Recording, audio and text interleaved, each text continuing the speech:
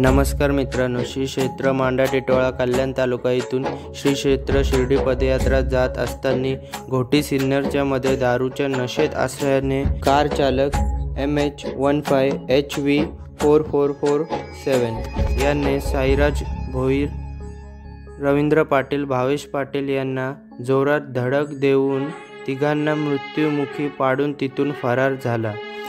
त्यांची चिताची अग्नी शांतही झाली नाही।